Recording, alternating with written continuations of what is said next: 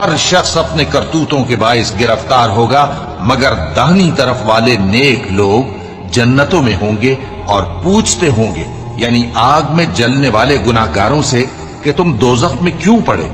وہ جواب دیں گے کہ ہم نمازیوں میں شامل نہ ہوئے، اور نہ ہم فقیروں کو کھانا کھلاتے تھے، اور ہم بحث کرنے والوں کے ساتھ مل کر بحث کرتے تھے، اور روز جزا کو جھٹلاتے تھے، یہاں تک کہ ہمیں موت آ گئی۔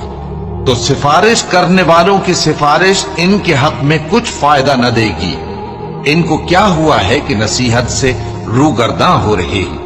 گویا گدھے ہیں کہ بنک جاتے ہیں، جو شیر سے ڈر کر بھاگ جاتے ہیں۔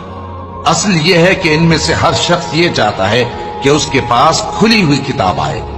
ایسا ہرگز نہیں ہوگا۔ حقیقت یہ ہے کہ ان کو آخرت کا خوف ہی نہیں۔